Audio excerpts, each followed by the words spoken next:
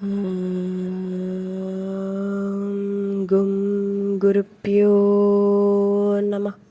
Shrimad Bhagavad Gita, Chapter 16, Daivasura Sampad Vibhaga Yoga. We began discussing the demonic values that arise in beings. Let's recall what was discussed in the previous shloka and then delve into the remaining demonic values.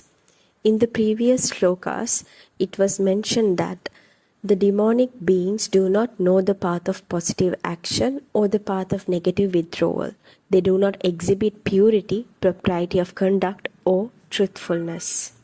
They say that the world has no true existence, is without a basis, has no fundamental principle, is not caused by reciprocal factors, as if asking, what else is there besides what is caused by lust? Deliberately holding to this view, these people who have lost their self-consciousness with little intelligence and of harsh actions come forth as unbeneficial, impacting the world's decline. Bearing unsatiable desires with pretentiousness, arrogance and madness, delusionally grasping false values with affection, they act with impure resolve. Shloka 11-12. Chintam aparimeyam cha pralayantamupashritaah kamopabhoga parama etavad iti nischitaah ashapashashatairbaddaah kamakrodha parayanaah ihante kamabhogartam anyayenartha sanchayan. Shloka translation. Absorbed in infinite care that lasts until the day of death, having lust and pleasure as the supreme goal, firmly affirming such a path, bound by hundreds of cords consisting of expectations, subject to lust and anger. They strive to unjustly accumulate wealth for sense gratification. Commentary. These verses depict individuals consumed by endless anxieties, driven by insatiable desires for pleasure and convinced of their own correctness. They are bound by countless expectations, enslaved by lust and anger, and relentlessly accumulate wealth for sensual gratification. Despite the passage of time and advancements in civilization, human nature remains largely unchanged. True liberation cannot be achieved through external means. It requires a fundamental shift in consciousness. The pursuit of material possessions does not lead to lasting fulfillment. True wealth lies in inner contentment. By prioritizing happiness and peace, our endeavors become meaningful rather than mere extensions of our insatiable desires. Living a life driven by sensory gratification necessitates constant effort and accumulation, leading to bondage. We often mistake the outward forms of life for its true essence, become trapped in various social and personal constructs. True freedom involves transcending these limitations through contemplation rather than merely substituting one form of bondage for another. We must live without clinging to the outcomes of our actions, allowing our deeper, unconscious wisdom to guide us. The hoarding of wealth, often driven by insecurity, serves only to satisfy sensual desires, resulting in emptiness and detachment. True fulfillment lies in the circulation of resources and the cultivation of inner peace. Shloka 13-16.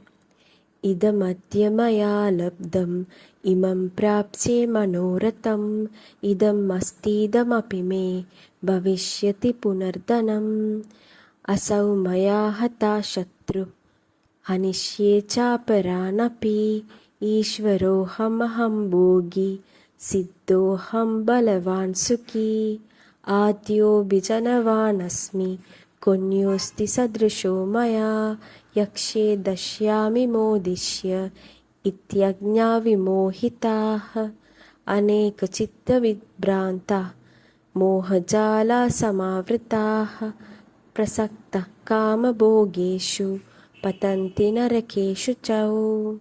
Shloka translation. This I have acquired today, I will attain this particular end. This wealth is mine. That wealth will be mine.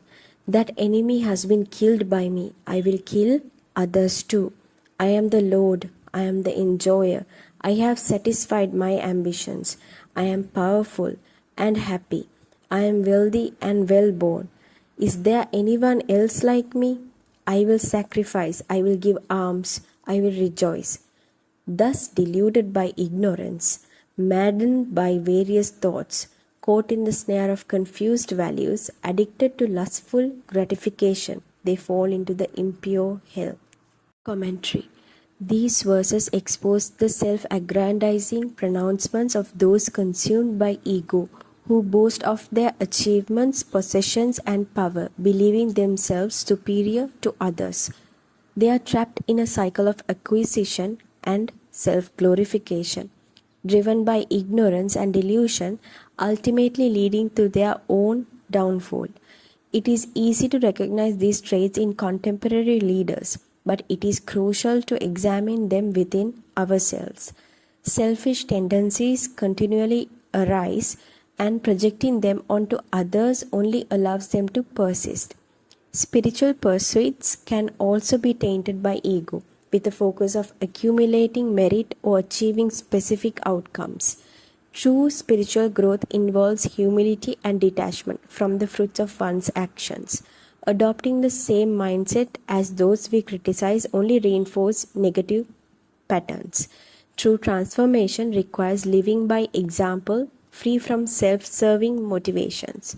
The ego, in its rawest form, is driven by primal instincts, leading to destructive behaviors. It seeks to dominate and control, forming alliances with like-minded individuals to maintain its power. Ego-driven actions are characterized by disregard for truth and justice, prioritizing personal gain over ethical considerations. This leads to a disconnect from reality and ultimately failure. Bhagavan Shri Krishna's critique intensifies, highlighting the subtle arrogance that can masquerade as generosity. Any fixed self-image creates a separation from the dynamic flow of life, leading to inner disharmony. The belief that material wealth signifies divine favor is vehemently rejected. True value lies in inner development, not external status. The pursuit of wealth often leads to corruption and spiritual downfall. Even spiritual leaders can succumb to the allure of power and admiration, disrupting the balance of their endeavors. True detachment involves inner transformation, not merely outward displays. The pursuit of happiness through external means is futile. True security is found within, through psychological balance and connection to the Absolute. Shloka 17. Atma sambhavita stapta dhanamana madanvitaha yajante nama yajnaiste dambena vidipurvakam. Shloka translation. Self-complacent, stubbornly impudent, filled with pride and intoxicated by wealth, they only offer nominal offerings that do not conform to the scriptural rules. Commentary.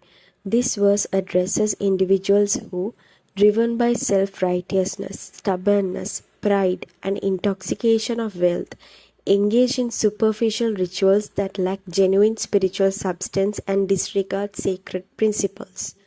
Those who manipulate others' vulnerabilities for personal gain, whether spiritual or material, are deemed particularly harmful. Self-complacent overrides reason, fostering a climate of aggression and intolerance.